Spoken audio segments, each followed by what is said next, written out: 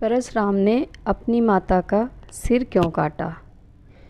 भगवान परशुराम स्वयं नारायण के छठे अवतार थे, जिन्हें आवेशावतार भी कहा जाता है। इसी आवेश स्वभाव तथा पितृभक्ति के कारण एक दिन उन्होंने अपनी ही माता का वध कर दिया था। उनके पिता महान ऋषि जमदाग्नि तथा माता रेणुका थी।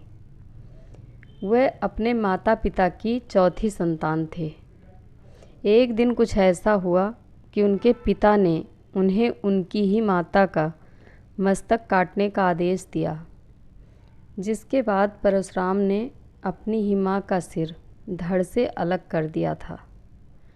आज हम आपको उसी कथा के बारे में विस्तार से बताएंगे। एक बार परशुराम की माँ रेणुका आश्रम के पास नदी में स्नान करने गई थी। वहाँ पर उन्होंने राजा चित्ररथ को अन्य अप्सराओं के साथ स्नान करते तथा क्रीड़ा करते हुए देखा। राजा चित्ररथ दिखने में बहुत आकर्षक तथा सुंदर शरीर वाले थे।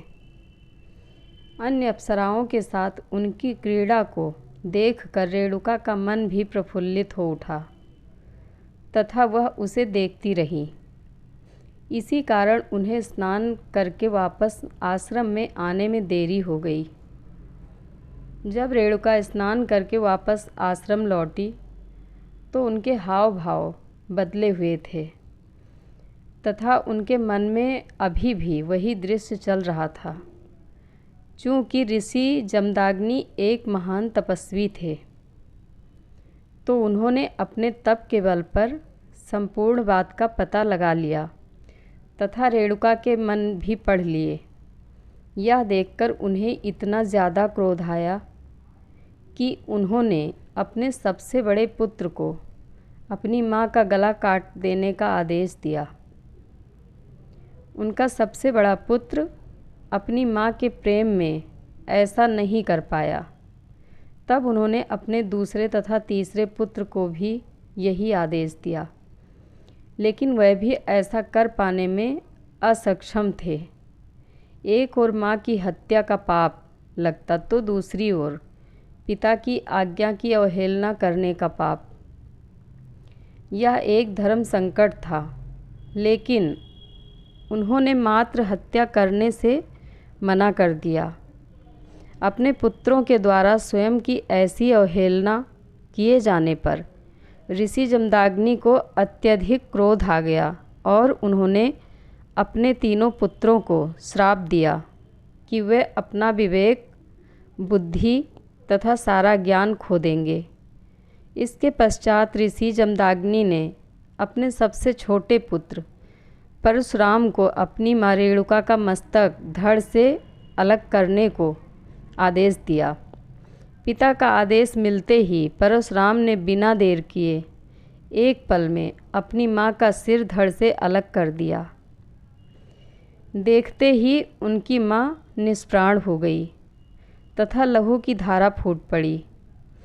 यह देखकर परशुराम के पिता जमदाग्नि अत्यधिक प्रसन्न हुए तथा परशुराम को स्नेहपूर्वक कोई वरदान मांगने को कहा। परशुराम ने समझदारी से काम लेते हुए अपने पिता से 3 वर मांगे। पहले वर में उन्होंने अपनी माँ को पुनः जीवित करने को कहा। दूसरे वर में उन्होंने मांगा कि उनकी माँ को इस चीज़ की स्मृति ना रहे तथा तीसरे वर में उन्होंने अपने तीनों भाइयों का विवेक व बुद्धि मांग ली।